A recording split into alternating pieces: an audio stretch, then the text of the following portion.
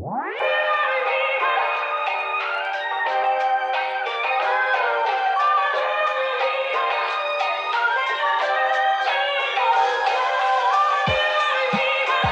to Better, the podcast about doing better, being better, and leaving the world a better place than we found it.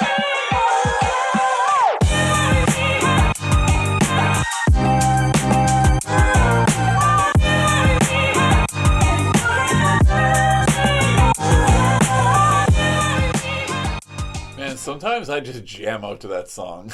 Yeah, I was like, I just got into a zone right there. Right? Welcome to Better, everybody. I am Jay, and you are seeing right now on the screen, that's José Belen. He has been on my previous podcast, and he is now going to be on this new podcast. Super interesting guy. First time I had him on the show, he went viral with a post he made about the January 6th event, insurrection, whatever you want to call it. And now we're just going to be talking about his personal journey. So what's up, Jose? How you doing, man? Man, I'm great. Just very grateful to be here with you and excited to be on Better, brother. Let's do it. Awesome. So can you kind of tell people your story? Let's give me your personal CV of, José Belen growing up to José Belen today. Rock and roll. All right, we can do that for sure, brother. Thank you for the opportunity. So my name is José Belen. I'm originally from New York. I was born in Manhattan, New York City, and raised in upstate New York.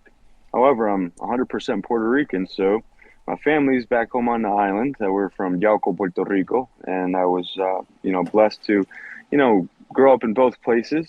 Spent a lot of my summers in Puerto Rico, so growing up in New York, to my mom and my dad at first, but unfortunately that fell apart, at a young age. And so, I found myself, kind of doing the street thing at a young age. And, I'm a big proponent and advocate for mental health awareness and, kindness. And that comes from a lot of the things I experienced as a child. I grew up in a household that, had, some psychological and emotional things going on there. My mom did the best that she could, but I had a stepdad that was, pretty hardcore. And so, I gravitated towards just being outside all the time. Academically, I always kind of struggled in that capacity. So, for me, an outlet at 12 years old was breaking windows, hanging out with the guys, robbing houses, smoking weed, drinking. And again, it's at 12, started that journey. Found myself at 13 on probation for 3.5 years for burglary. I got told my first day on probation, funny story, my probation officer asked me if my father's name was José Belen, and I said, well, yes. And he says, well, you're doing great because 10 years ago I was your father's probation officer, and not putting that out there to put, my dad down and, have an amazing relationship with him, but talking about being better and getting better. And so at a young age, I just had real life things going on. I continued to do my best in school. I ended up failing 11th grade. And that particular year was an inflection point because, all along the way, the teachers, everyone around you saying you're going to be a loser. You're never going to amount to anything. And, my mom was always the one kind of right there. Yes, you will. You'll, through, God and through our faith will be all right. And so that 11th grade year when I failed, I realized that I was very close to making everyone that said all those things all those years right. And that wasn't okay. Simply from the fact that my parents, we're from a, mountaintop in Puerto Rico that's 3,000 feet above sea level. The clouds are below our farm, and they left that place to have me born in New York City, right? And so my mind started kind of working in a different capacity. It's like, don't be disrespectful to what your parents and your family really back home, look for you to kind of implant the flag here and move things forward as a family. And so in that, I was able to get off probation, started to think about, actually graduating high school and what the future would look like. And one day I had this thought came to me in my heart to serve in the military. It was the most at the time, because again, like historically, I was, just in a really different environment, on the street all the time and just kind of living that life.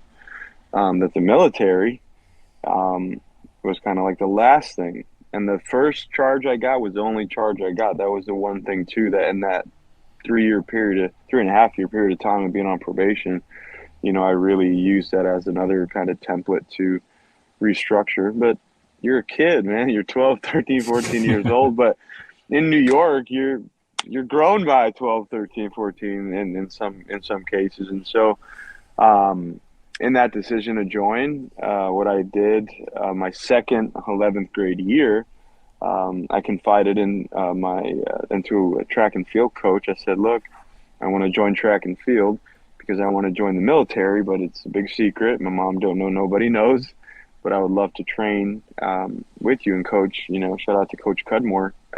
He said, all right, let's do this. And so I ran track and field my second 11th grade year. And so I graduated June of 2001 instead of June of 2020. I graduated, a year late, but I was on time, regardless, because that's where the military really, comes to play in my story. Upon graduation, I already had put in the hat to serve. So I was going through what is known as a delayed entry program. And just so we know, I guess historically, timeline-wise, where we are in this, I graduated high school in June of 2001. And this is in upstate New York, near the state capital of Albany, and a city called Amsterdam. And so, from June, to July, August, September of '01, just going through the summer, getting ready to go to basic training in a few months. And then on one Tuesday morning on September 11th, woke up very early, as normal, upstairs, and my mom's downstairs. I hear her scream, for me to run down the stairs. And the first tower had just gotten hit.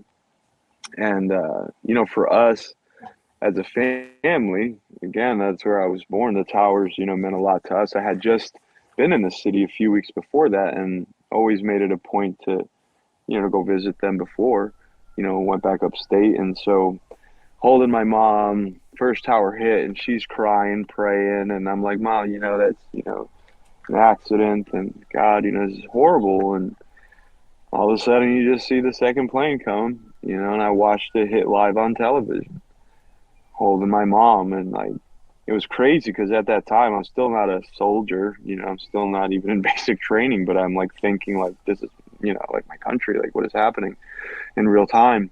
Mm-hmm. I felt that it, when the second plane hit, was not an accident. And in that, I got a call from my recruiter, and he said, listen, I'm going to tell you right now, we're going to fucking war.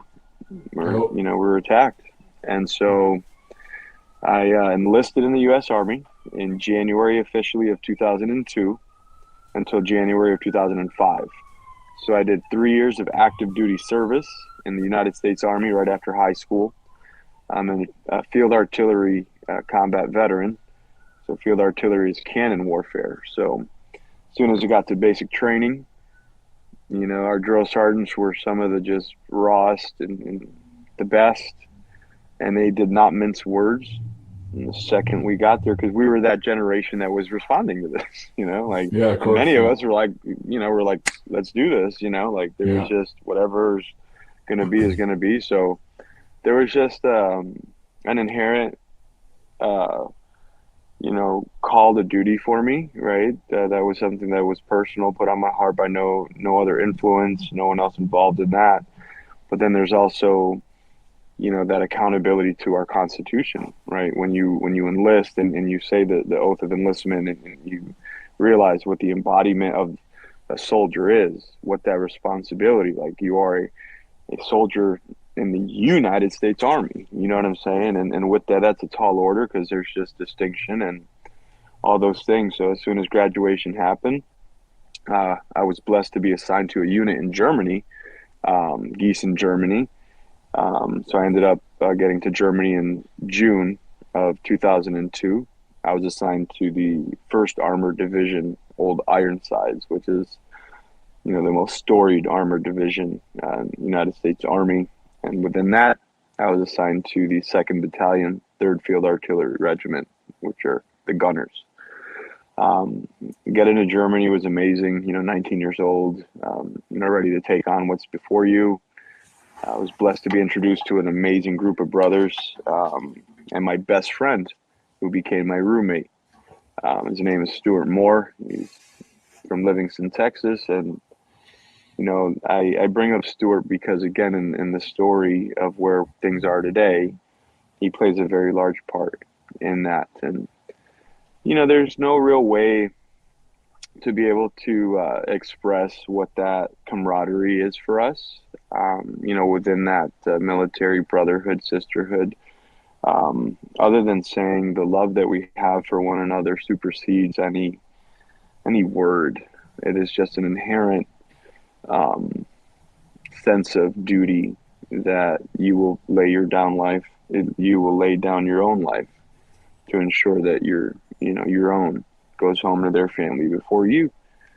And if that was to come, that is what we do, so others may live, really. And so, getting to the unit in June of '02, right away, I realized the pace in which we, would train, which was just a night and day sense of, soldiering, because you're the 1st Armored Division, right? So if there is a global conflict, like, well, hey, let's get it then. And you're within that. And that's where humility comes in, man. Just, maintaining a sense of, be humble in your deeds and words and actions. And so, in a period of from June of '02 to December of '02, right, about 6-month period, we just trained. Winter warfare, we'd go to some of the coldest places on earth in Europe, where Hitler would take, his Nazis and train in that coldness. Hohenfels and Grafenwehr, those are historical, places and bases, but we would go train there, brother, and, below 20, 30 below, no, gear on, and you're just training in that you just realize what you are at that time. And it's just someone that, God forbid there's a need for us. We're here, and artillery is known as the king of battle. And that was the one thing that was also, special, is that don't mince words at what we were training for. We were training for, if there was ever a response needed, we would, hit you, faster than lightning. And so in that time, the closeness and the ties, that bind, or that, bound us together, was if we weren't training, we were hanging out together, going to the bars and just, getting to know the culture. And so Stuart, being my roommate, at the time, he is from Texas, Livingston, Texas. He had a wife and daughter back home. His daughter was about 8 months old at the time, and they were still kind of pending coming over to Europe. So, the closeness that we were able to build was through those stressors for him. He's just new husband, right? New dad, living in Germany, families in Texas. They're talking at 1, 2 in the morning, and it's not really going too well.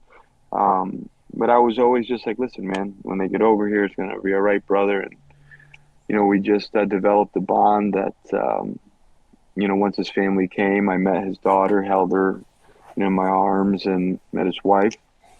That when he moved out with his family, it's just like, this is what we were praying for. They're here. And so around December time frame, we get let know as a unit that there's potential conflict on the horizon. Let's just say that. there's just something known as a warning order that comes down, and it's like, all right, we don't know, we're not given the location yet, but something's coming. And so in that, coming into the new year, 2003, savagely training. In that time, Stuart, you know, his family, unfortunately, his wife decided to head back home to Texas and take his daughter, you know, home. And he was not prepared for that decision. And so that was right around the time we found out we were going to go to war. And that began a crusade to ensure that, you know, his survivability at all costs was obtained, because he had his daughter.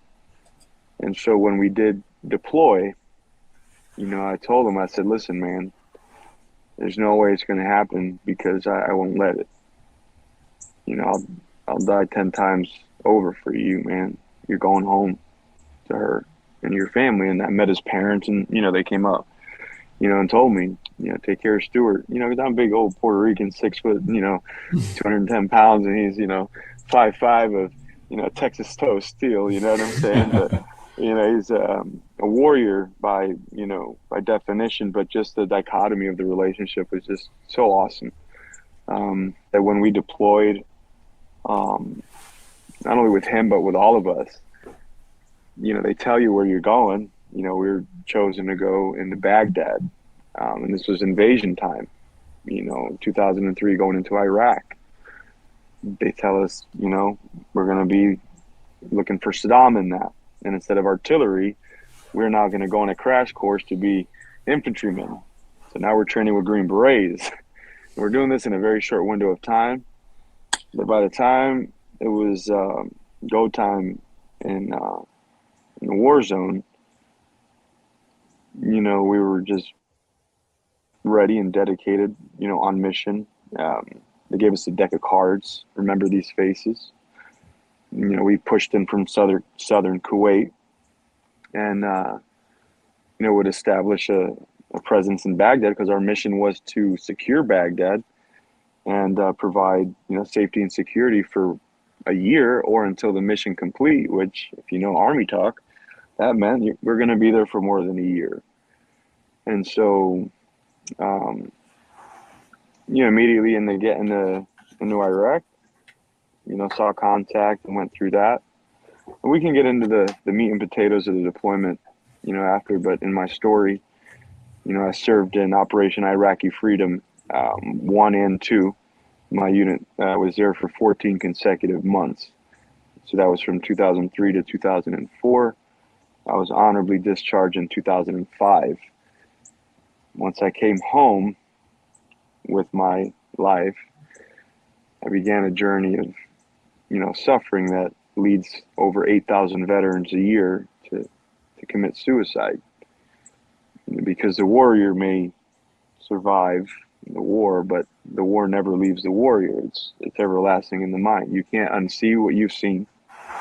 You can't unhear those screams when you carry children dying in your arms, and then you're carrying them lifeless, closing their arms. You know, I don't care how big you are, how the biggest badass on the planet has a heart.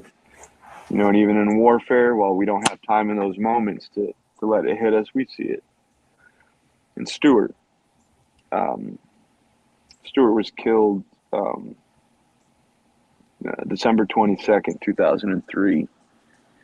About 6 months, you know, 8 months into our deployment, along with my captain, Edward Saltz.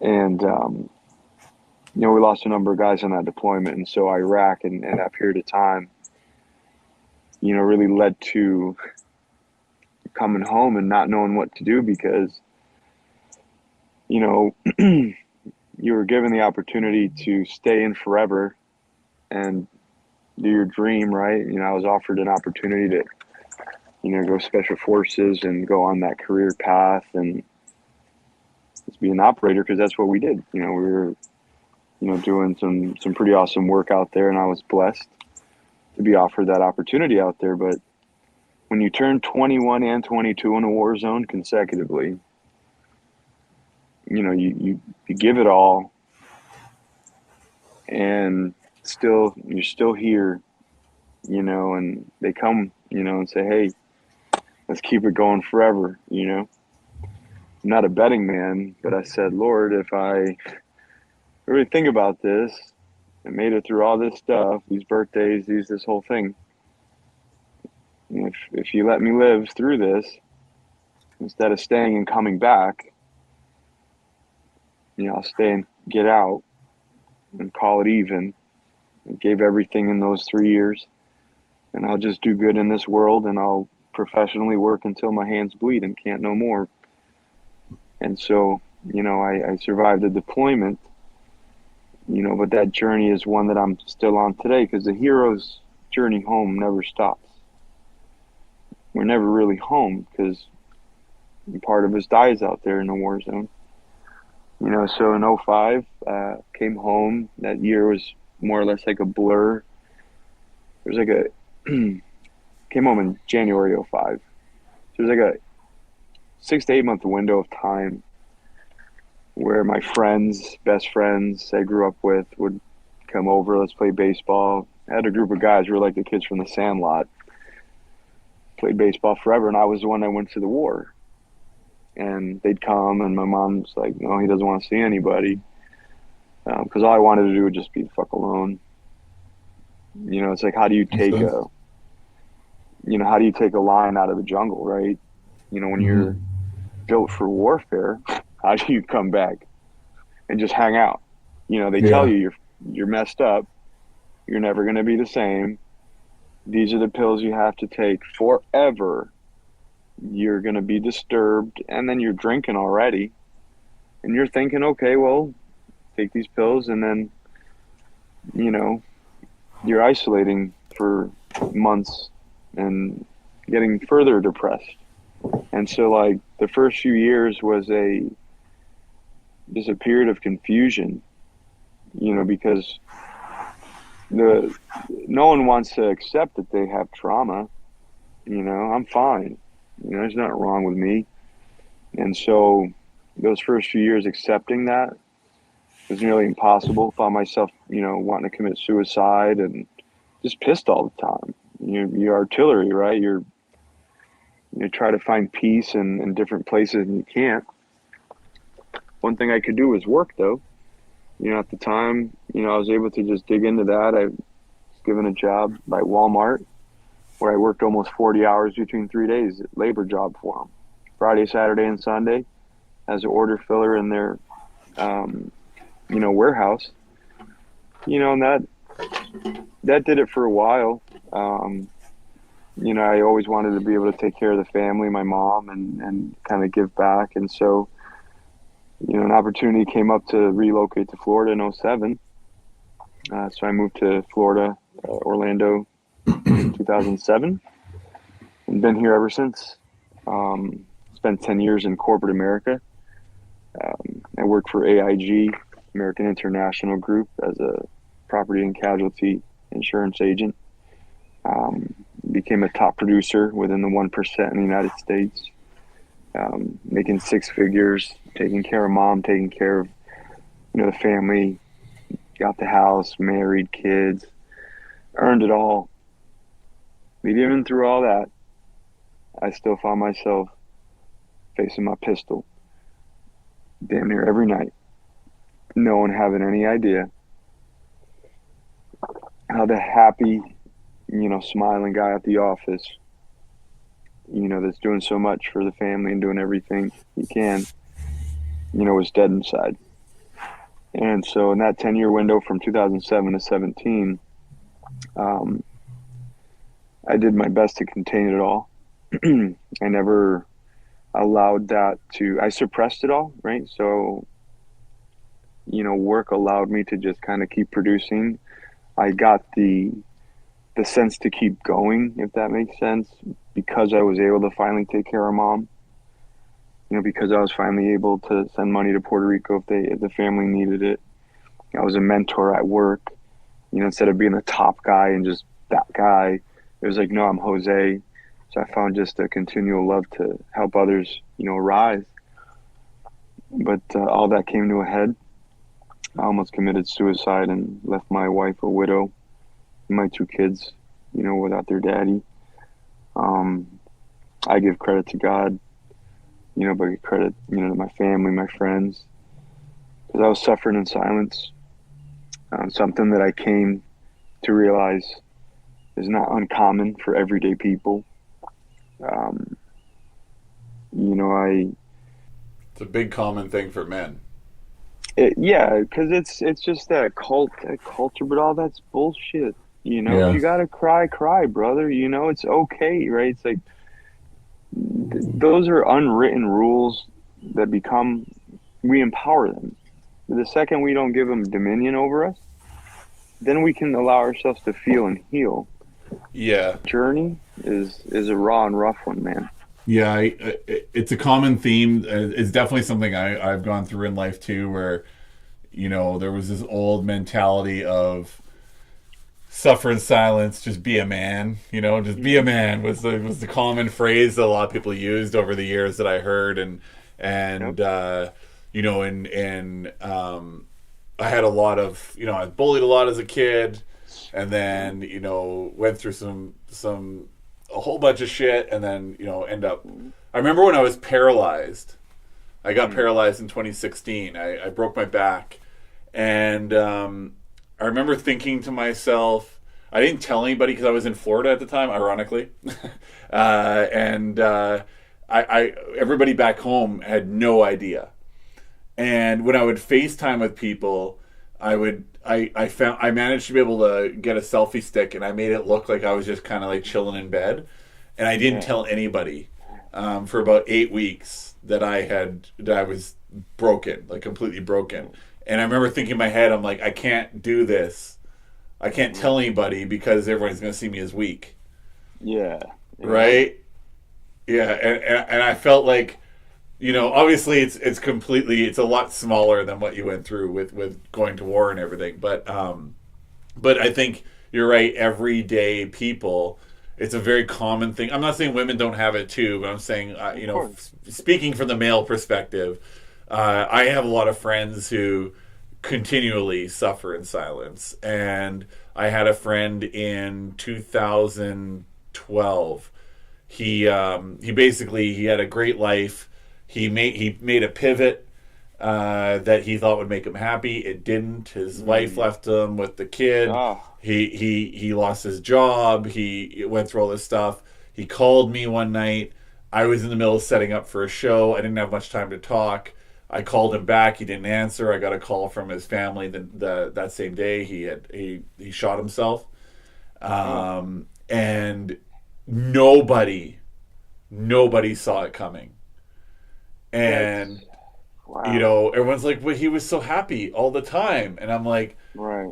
"Yeah, yeah," but I had talked to him sometimes, and I got the sense of the sadness, but he just could not bring Yeah. himself to admit it to anybody. Well, I'll tell you, I'm so sorry for that, brother, and that's really what's so important, about having this conversation because while I had that rough and raw time in finding my way off what I call the ledge of life, because when you're right there, it's like you're just there and be able to come off that. You realize that there's people every second living right there, right now, right? You Yeah, don't have to go to war to have trauma, right? We're all survivors of something. I realized, in my case, there's over 8,000 veterans committing suicide, right? I'm finding this out in my time, once it almost happened in 2016, 17, and the time away from work.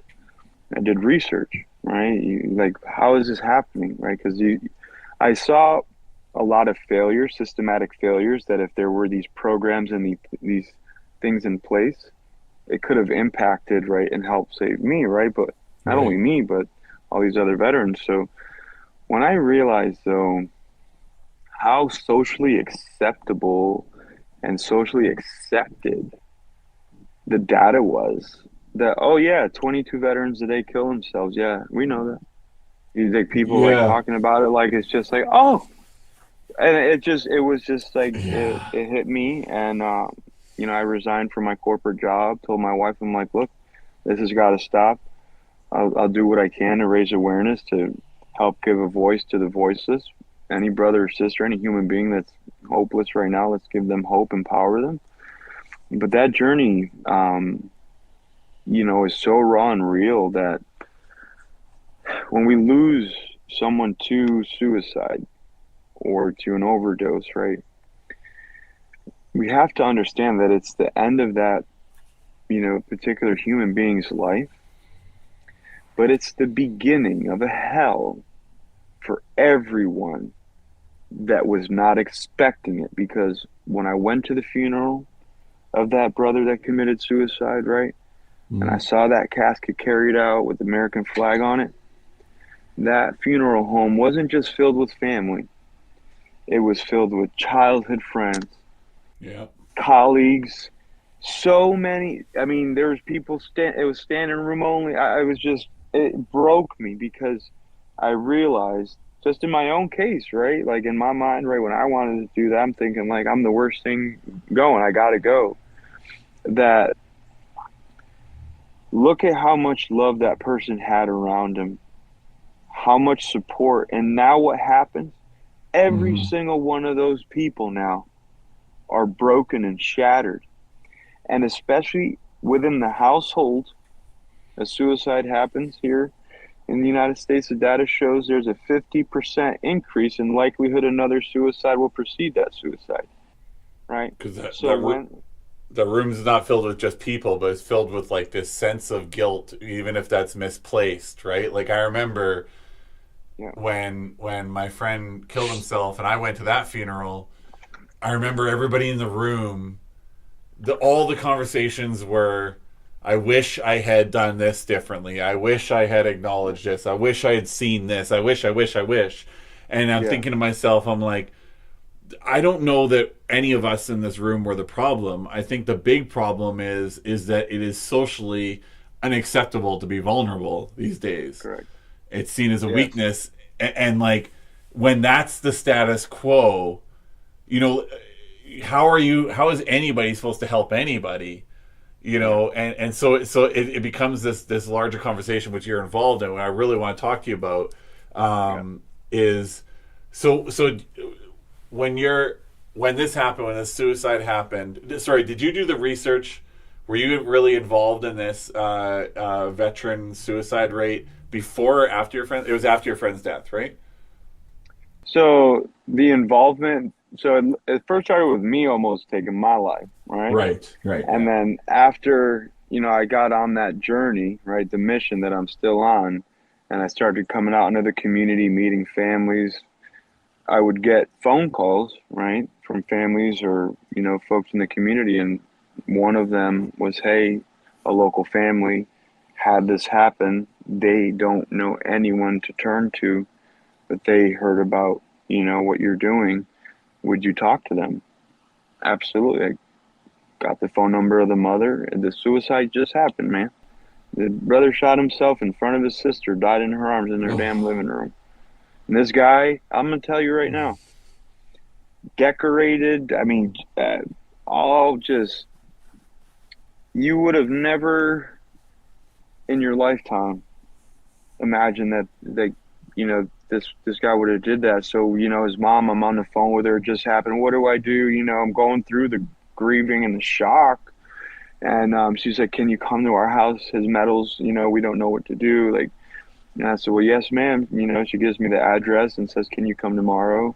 I said, absolutely. So I reached out, to a couple other veterans. I said, look, this is the situation. And the next day, me, my family, and the brothers went to this home, knocked on the door, and never forget it. This woman opens the door, man, and, falls in my arms. My wife's there, make the introductions, and you meet the other family members. And then this, we're all in the house, and mom says, well, we can't go into this room because his brains are still on the wall. How do we clean that? Mm. And that's again where it's just like, you realize, like, how are they having to worry about that? Yeah, that's Like crazy. like, and I told her, I was like, I'll clean it with my bare hands. I told the other veterans, like, well, ma'am, so like, and from there, is sitting down with them, organizing his medals, opening his shadow boxes, right? And his parents, like, he was so decorated, and they had no idea, man, no idea how honorable of an airman their son was. He kept that all away. And one of the just Why most is that? Why do you think he did that? um I get it, because like you don't do it for the fucking medals, man. You don't do it Right, for yeah, any that of makes that. Like, sense. yeah, because they had, when your best friend dies, right? When you're going through all these things, like the medals are like the decorations are the last thing. Like, they're pinned on your heart, like, Hmm. you don't need this. So for some of us, there's just this kind of love hate thing, with it, that it's just better to just leave it tucked away. And so to have to, like, sit with them and express, like, how amazing, of a hero he was, while also in the same breath, like, this just happened, and then the next day, like, can you come to the funeral, right? Absolutely. And that's where he went to the funeral. And, I wanted to be one of the last people to, because wanted his friends and family, obviously. And I just never forget, snapping at attention in front of his casket. And, because being there, when it's right there, man, 7 pounds of pressure on your trigger finger and it's over, or driving 120, and, like, all the different ways, and like the control, like, you don't have control of your life and many other things, but all of a sudden you have control of this, and in those moments, like, you want to say, I love my daughter, I love my family, I love my friends, but there's just this belief that it's just best for you to go. Yeah, And that's, yeah, it, that's what breaks me, man. Like, that, the reason this has to stop, and this, we have to continue to destroy the stigma of that bravado, is because suicide cannot continue to be the best option, for people every day. And that's where the link is. It's like, I remember waking up on those days, and it's like, you know what? Today's it. It's over. Like, that's all that's happening today.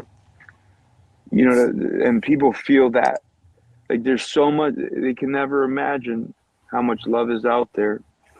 That what I dream in my mind and all this, brother, is that because we were there, because I was there in that darkness and how close I was, I have to be honest, if I'm, living in this light today, it doesn't cost anything to shed that light on those who are in darkness right now, bro. right. Doesn't matter where that person's on in their journey. If you're on addiction, it's like we're all, hurting in some way, shape, or form. So instead of ridiculing, people for where they are in that journey, or where the bad decisions in that journey, no one wants to keep fucking up, but Mhm. when you're just in this, like, consistent cycle of chaos up here, and there's no medicine that can fix it. There's no magic drink. There's none of that. There's just a centering that has to happen. And so, just wishing to reach that next person, because there's too much love out there, man. That just, we got to show it to each other. So, if you can answer this, what stopped Yeah, you? I give all credit to my Lord and Savior Jesus Christ. That's I appreciate you asking. I don't go there because I don't want people to get it confused with religion. Um, because there was no other explanation for it. And you have a pistol with a round in the chamber, no safety. You obviously know how to shoot. You have, and I just, it is mind numbing. Because in that I'm thinking of, like I said, the family, and it's like, look, I don't want to do this. I don't want to do this, but because once it's done, it's done. And what got me off and kept me off, keeps me off, Mm-hmm. is, my daughter's 10 years old. My son, he's gonna be 22. My wife, my mom, I have my family. I realized how many people stopped their lives to try to keep me alive. Right. I've seen so many, and the amount of love for all of them. But before all of them comes my child, my children, and that they deserve the best version of their father. That my daughter deserves the best version of me. That daddy won't be here forever.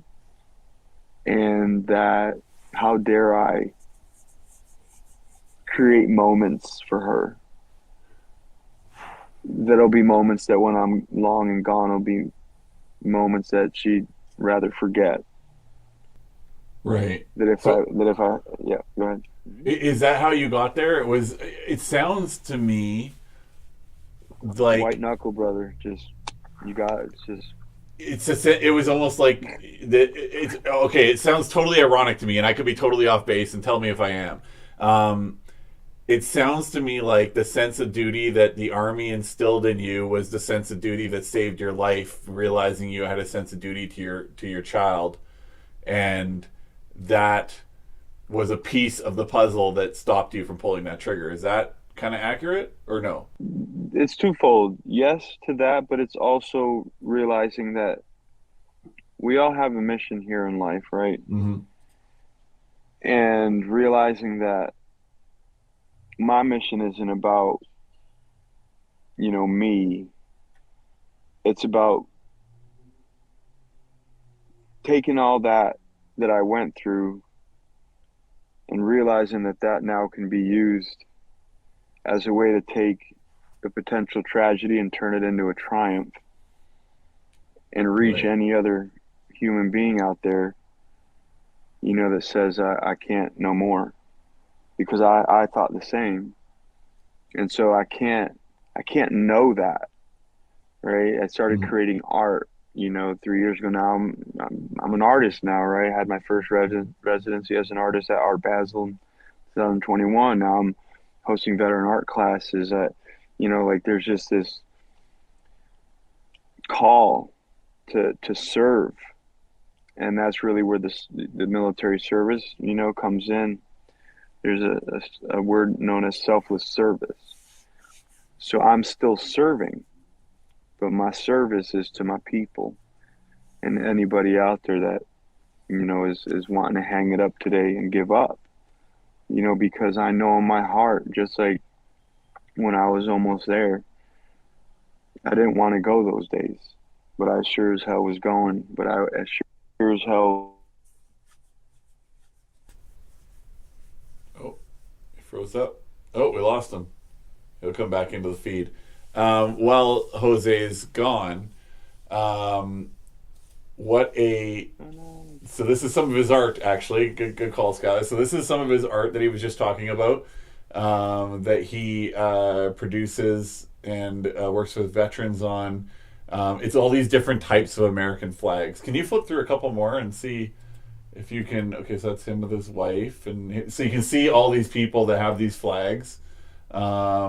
He does them. He works with tons of groups to get them their flags. Yeah, like really just every. It's interesting. I've never really understood art. I've never really gotten it, especially abstract art. I've always been like, what are people spending their money on? But then, I saw Jose's art and I was like, you see emotion in each piece that he makes. Like if you go back to that one for a second, that one right there. I mean, you could take 1,000 emotions away from that one. With the red dripping, the blood dripping over the stars and the stripes and all that. It's really wild to it's really wild to think that a piece of art that somebody makes, just like he does his brushwork and everything, could mean so many different things to so many different people. And all of his art evokes a different emotion to me every single time I look at each of his paintings. So he helped me understand art, which is pretty wild because my grandfather made abstract art, and I would always look at it and be like, what is he even trying to say? And then after I saw Jose's stuff, I went back to my grandfather's art and I got it. I understood it. It made sense to me. So, um, it's every time I talk to Jose, I remember two things. The first thing that I remember is how lucky it is that I have anything. Never mind what I actually have, but the fact that I have anything. And the second thing that I always think of after I talk to Jose is how messed up is it that people that we send to potentially die in the name of our countries are the people that end up coming back and having so little resources to cope with it. So, I mean, it's Jose. Oh, Jose's back now, so we can continue the conversation. But those are the two big things that I take away when I talk. I was just talking about your art. We're showing some of your art while we're waiting for you to come back, Jose. And I was just talking about how, I don't know if I even told you this before, but how I really didn't understand art and abstract art back in the day. But then when I saw your pieces and each piece invoking a different emotion, you helped me understand art. And my grandfather was an artist, so I went back and looked at his art after looking at your art, and I understand his art better now. And that was super cool that you gave me that. So thank you. Wow. Yeah, it's super cool, man. Does that one? Can you bring it up again, Skylar? That one. This one always gives me something new every time I look at it. Every time. Sometimes I see it as a very dark piece, right? Yeah. And it reflects sometimes the world we live in, and sometimes I see it as a great piece of light. It's crazy how that one piece there has probably given me 30 to 40 different emotions since I've seen it. Wow. Yeah, man. So I understand why it is that your art connects so much with people, because I'm not even a veteran, right? I have a completely different sense of duty than you had in life, but yeah, it's very cool how it invokes that emotion. I talk about better moments on this podcast. Moments that people had in their life that triggered them to do better. Like they stop and say, "I have to do better now. What I'm doing isn't working." But your story from like 12, 13, all the way to today is one big blend of a better moment, isn't it? Yeah. It's insane. Yeah, I've never met somebody that their entire life, every day, is kind of like, it's like you've progressed as a person every single day of your life. You didn't need triggers. Your life was a constant trigger for betterment. There it is, brother. Yeah. Yeah, and it could have gone completely in the opposite direction, obviously, right? And it almost did. But you chose. I really do believe that everything in your life comes down to the fact that your calling is your sense of duty. Your sense of duty to your country, your sense of duty to your family, your sense of duty to your fellow veterans, your sense of duty to anybody struggling, really.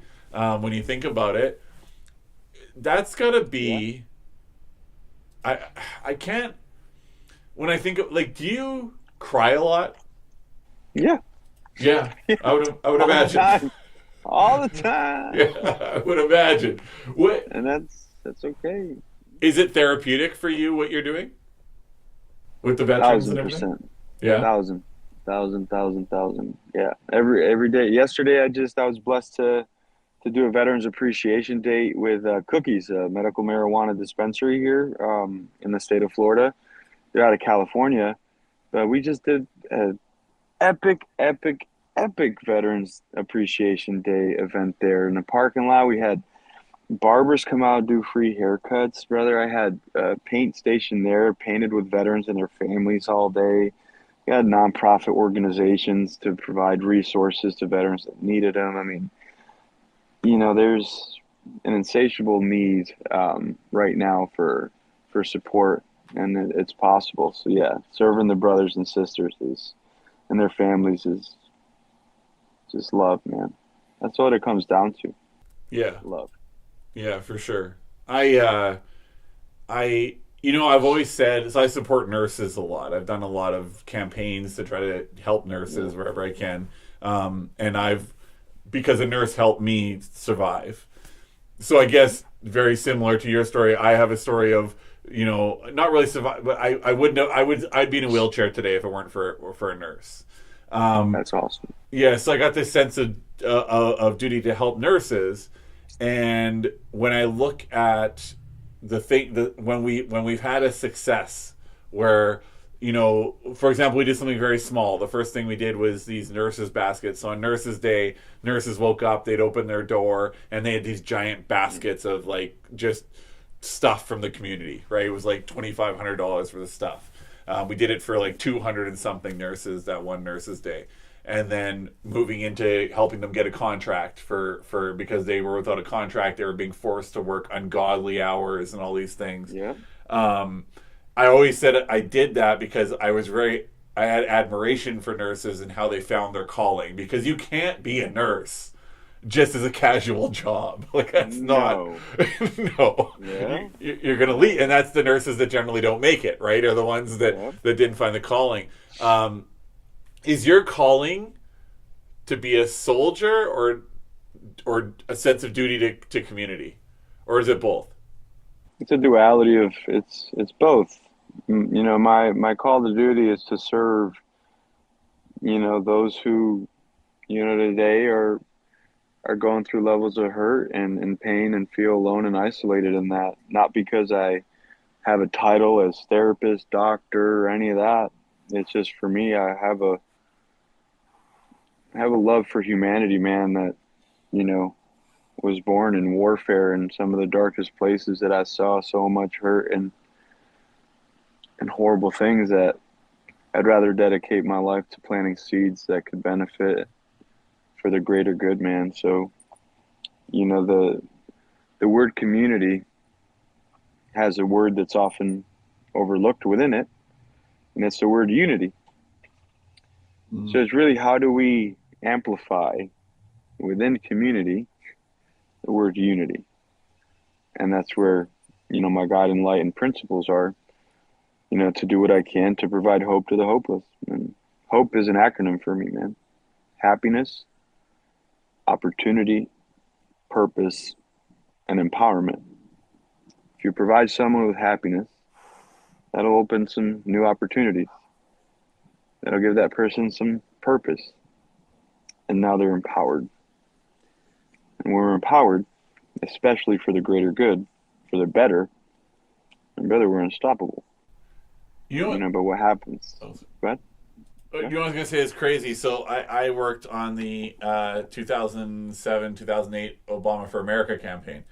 And I got this tattoo with 14 others that worked on the campaign. It says Obama, and it has hope, power, which is kind of empower, and it has basically everything you just said on it.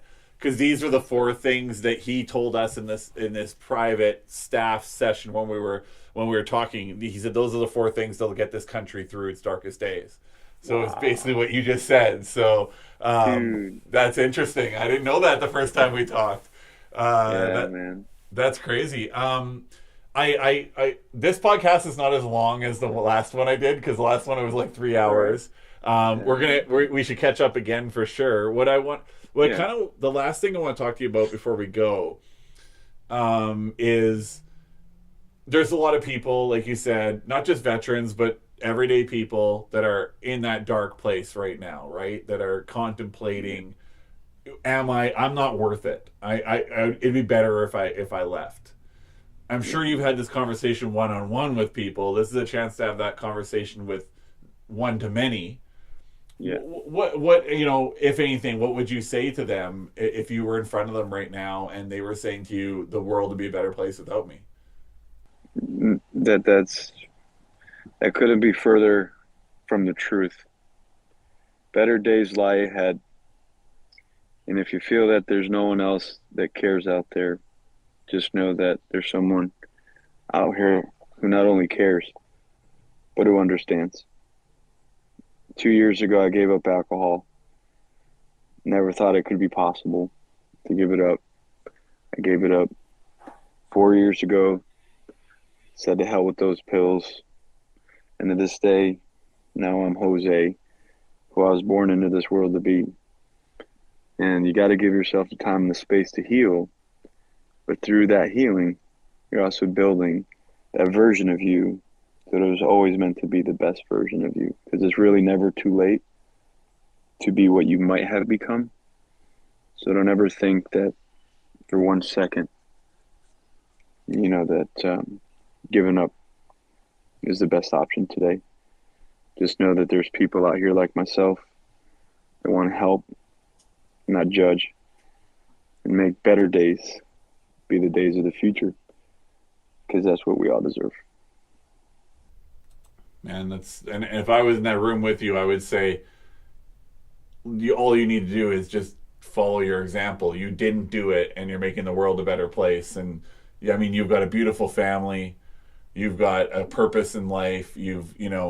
I can't think of a better role model for people that are going through these dark times, especially veterans, but everybody as a whole. There is something on the other side of putting down the gun, not jumping into not doing anything to take your own life. And you're the foremost proof of that. So, from the bottom of my heart, thank you for everything you do, Jose. It's really, somebody that leads. I mean, you could have easily just stayed in that corporate job and lived an absolutely miserable but profitable life, and not done all this for everybody. And I'm sure it was a huge personal expense that you did it. But what people, I think, really missed a mark on is that happiness doesn't come from the material. It comes from finding purpose and living that life with that purpose. So kudos to you, man, because there are too far few people, gee, that's a hard sentence to say, too far few people that realize that and live it. So, amazing, man. I realize there are some people that are listening, not watching, and they didn't get to see your art. Where can they go to see your art? Absolutely. So Instagram is the best place to see the art. I'm constantly updating stories and just sharing different initiatives I'm involved in. So Instagram is José Belen Official. So if you can, just give that a follow. And I'm going to be doing some fun and interesting things moving forward with the art and for mental health as a whole. So it's going to be great, guys.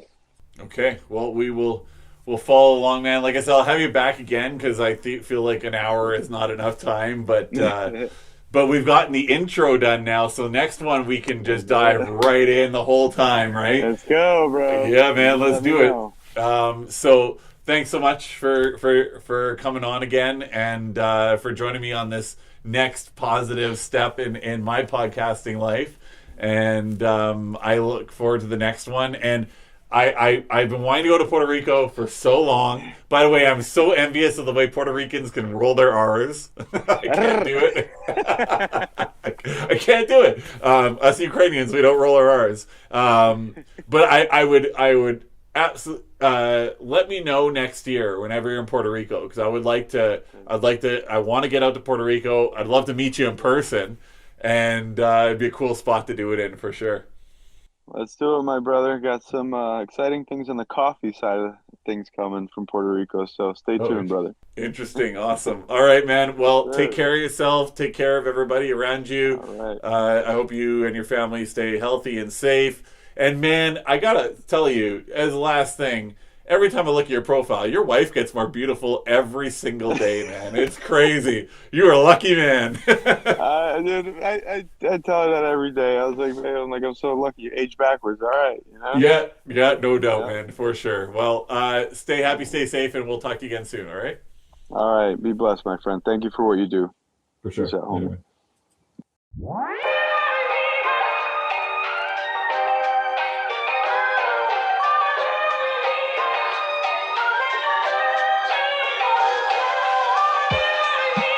Welcome to Better, the podcast about doing better, being better, and leaving the world a better place than we found it.